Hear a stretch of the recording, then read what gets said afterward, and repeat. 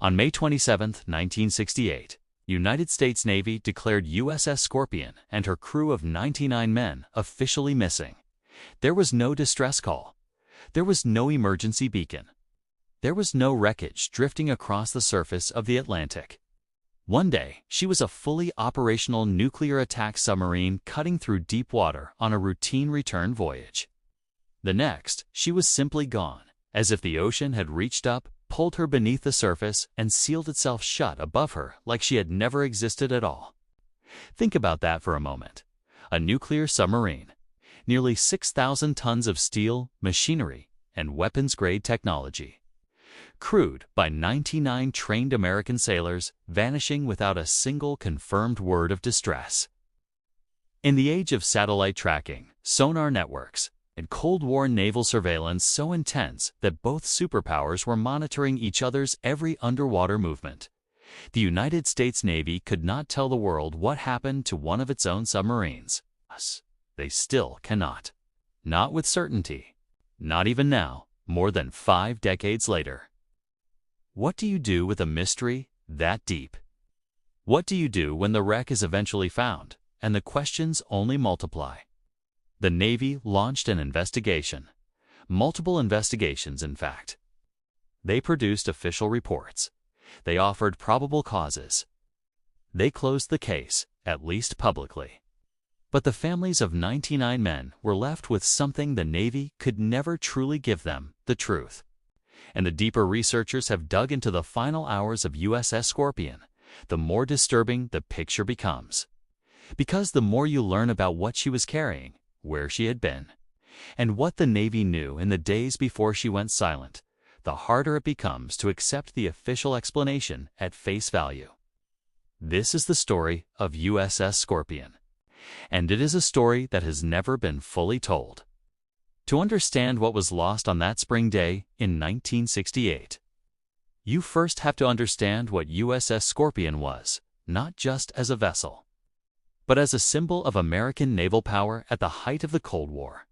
She was a skipjack-class nuclear-powered attack submarine, one of the most advanced warships the United States had ever placed beneath the sea at the time of her commissioning. The Skipjack class represented a genuine leap forward in submarine design, a fusion of the revolutionary teardrop-shaped albacore hull, designed specifically to achieve higher underwater speeds with greater hydrodynamic efficiency, with the newly proven naval nuclear propulsion system developed under the indomitable Admiral Hyman Rickover.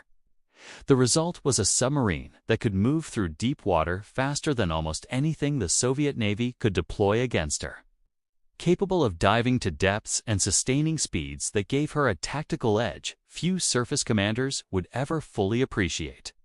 Scorpion herself was laid down at the Electric Boat Shipyard in Groton, Connecticut, on August 1, 1958. She was launched on December 19, 1959. And commissioned into the United States Navy on July 29, 1960. From bow to stern, she measured nearly 252 feet. Not enormous by the standards of later ballistic missile submarines, but lethally compact, built for speed and aggression rather than the slow patience of strategic deterrence. Her single SSW nuclear reactor drove steam-powered turbines capable of pushing her through the water at speeds exceeding 29 knots submerged, a figure that remained classified for years precisely because it represented such a decisive advantage over Soviet attack submarines of the same era. She displaced approximately 3,500 tons when surfaced and over 3,100 tons when dived. She could carry the Mk-37 torpedo and was capable of deploying the UM-4 for SUB-ROCA submarine-launched rocket that could deliver a nuclear depth charge against enemy submarines at ranges that made surface engagement obsolete. She was, in every meaningful sense, a weapon designed for the Cold War's most dangerous underwater theater. And the Cold War, by the spring of 1968, had never felt more dangerous. The man in command of Scorpion during her final voyage was Commander Francis Atwood Slattery, a career naval officer with the kind of quiet competence that submarine command demanded and rewarded. Slattery was not a man given to theatrics or recklessness. He was experienced, respected by his crew, and deeply familiar with both the capabilities and the limitations of the boat under his command. By the time Scorpion departed Naval Station Rota, Spain, on May 17, 1968, Slattery had been her commanding officer long enough to know her rhythms, the way she handled at depth, the particular sounds her machinery made under different conditions of stress, the personalities and capabilities of the 98 men serving beneath him. It was, by all accounts, a crew that functioned well together. Experienced sailors and young enlisted men side by side, bound by the peculiar brotherhood that submarine. Service forges in ways that surface duty simply cannot replicate. That brotherhood was forged in an environment that most human beings will spend their entire lives never truly comprehending. Life aboard a skipjack-class submarine was life inside a steel tube barely 31 feet in diameter at its widest point, suspended in darkness hundreds of feet below the surface of the ocean. There was no natural light. There was no horizon. There were no seasons, no weather, no sunrise or sunset to mark the passage of time. The crew operated on a rotating watch schedule that blurred the boundary between day and night until those concepts became largely meaningless. They breathed recycled air, drank distilled water, and moved through passageways so narrow that two men passing each other in opposite directions required careful negotiation of their own bodies. Noise discipline was not merely procedural, it was existential. Every sound that escaped the hull could theoretically be detected by a Soviet sonar operator somewhere in the deep. Silence was both their greatest weapon and their greatest psychological burden. And yet, these men adapted. They had to. Submarine service in the United States Navy during the Cold War era attracted a particular kind of volunteer, technically gifted, emotionally self-contained, capable of sustained focus under conditions of profound isolation. The 99 men aboard Scorpion, as she departed Rota that May morning, were not passengers on a vessel. They were the vessel's living nervous system, each man trained to monitor, maintain, and respond to the submarine's complex mechanical and electronic organism, with a precision that allowed no meaningful margin for error at depth. Their lives, collectively and individually, depended on that precision every hour of every dive. The mission that brought Scorpion into the Atlantic that spring was, on its surface, straightforward. She had been operating with the Sixth Fleet in the Mediterranean, conducting the routine exercises and patrols that kept American nuclear submarines visible as a deterrent force throughout the Cold War's most contested theaters. Her orders, as she turned her bow westward toward home port at Naval Station Norfolk, Virginia, directed her to make a detour. The Navy wanted her to surveil a group of Soviet naval vessels operating in the Atlantic, a task that was in the Cold War calculus of 1968 entirely standard. Soviet surface ships and submarines had been increasingly active in the Atlantic, and American attack submarines like Scorpion served as the Navy's primary intelligence gathering and counter-submarine asset in that environment. Slattery would take Scorpion toward the Soviet formation, observe, record what she could through her passive sonar arrays and sensor equipment, and then continue on to Norfolk. It was the kind of mission Scorpion had conducted before. It was the kind of mission that nuclear attack submarines existed to conduct.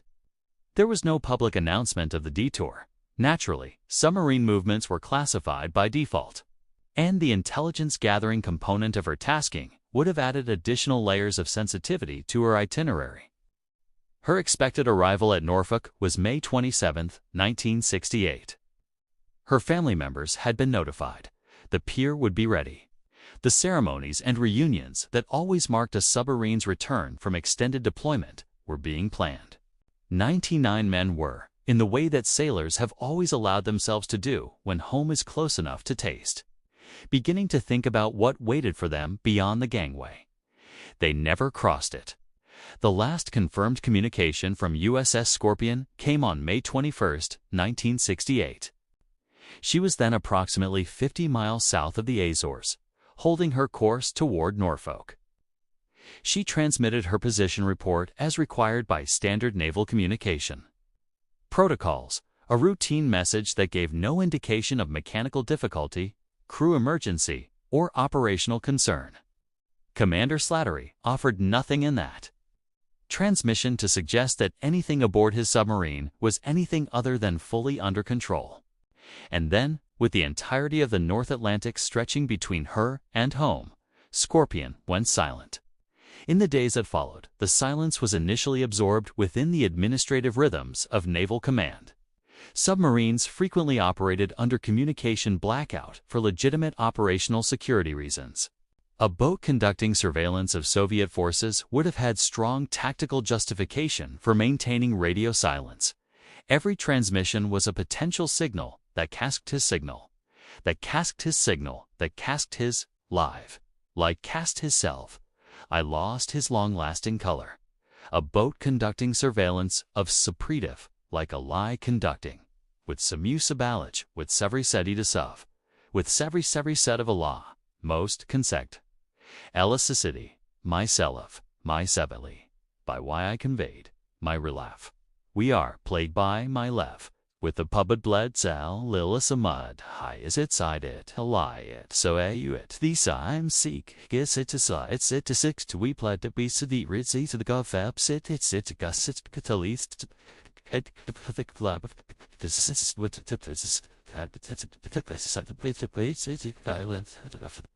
Soviet intelligence assets could detect and locate, so the silence in the beginning was not necessarily alarming. It was the kind of silence that experienced submarine commanders sometimes chose deliberately, and that the Navy had learned to tolerate within defined parameters. But May 27th came, and Scorpion did not.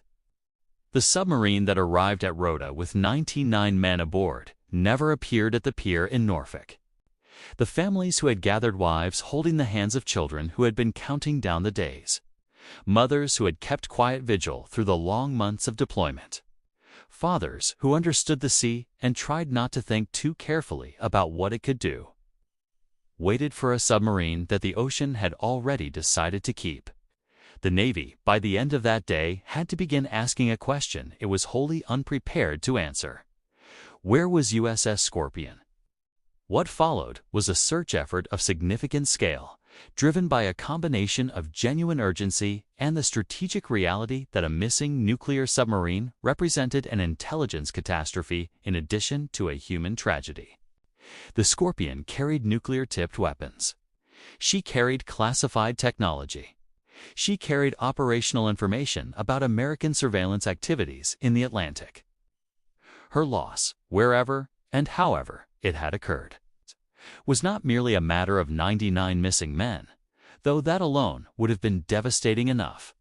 It was a matter of what she might have left behind on the ocean floor, and who else might be interested in finding it. The Navy searched. The ocean gave nothing back. Not a life raft, not an oil slick, not a piece of debris significant enough to mark the location of a lost submarine. The Atlantic, characteristically, kept its own counsel. And in the absence of physical evidence, the most powerful Navy in the world was left to piece together the fate of USS Scorpion from acoustic data, faint, ambiguous signals recorded by the SOS-US network, the vast undersea hydrophone array that the United States had built specifically to track Soviet submarine movements in the Atlantic.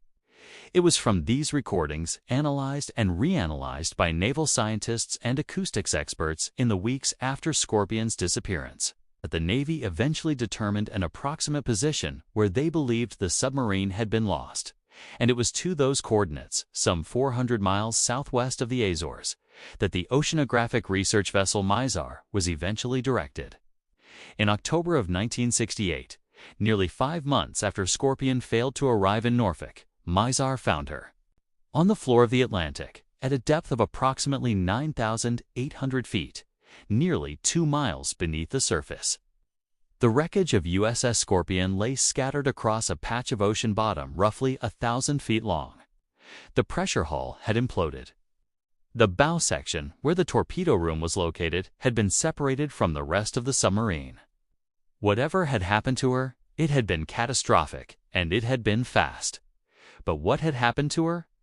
That was the question that the wreck answered least satisfactorily of all. Because when naval investigators studied the debris field, when they analyzed the acoustic recordings from SOSUS, when they reviewed Commander Slattery's last known communications and plotted her final known track, they were left not with a clear answer, but with a thickening silence, one that has never, in all the decades since, fully resolved itself into certainty.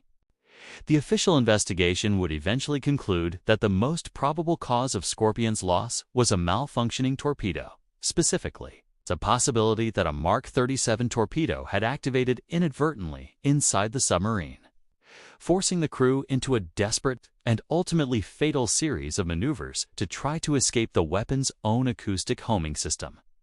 It was a deeply troubling theory, because it suggested that Scorpion may have been destroyed not by an enemy, not by the sea, but by her own weapons, by the very instruments of war she had been built to carry and deploy. But that theory has never been accepted universally. Not by all the engineers who have studied the acoustic evidence. Not by all the naval analysts who have worked through the timeline of her final hours. And not, it must be said, by the families of the 99 men who went down with her families who have spent decades asking questions that official reports have answered only incompletely, and who have encountered in the process of seeking the truth a wall of classification and institutional reticence that has never fully come down. What was Scorpion really doing in the Atlantic in May of 1968? Why was the debris field arranged in a pattern that some analysts found inconsistent with the official torpedo malfunction theory? What did the Navy know, and when did it know it? Why have certain documents related to her loss remained classified for far longer than national security rationale would seem to require? She lies there still, 9,800 feet below the surface. 2 miles under the Atlantic, a steel tomb for 99 men whose families deserved more than uncertainty, and whose story has never stopped demanding to be told.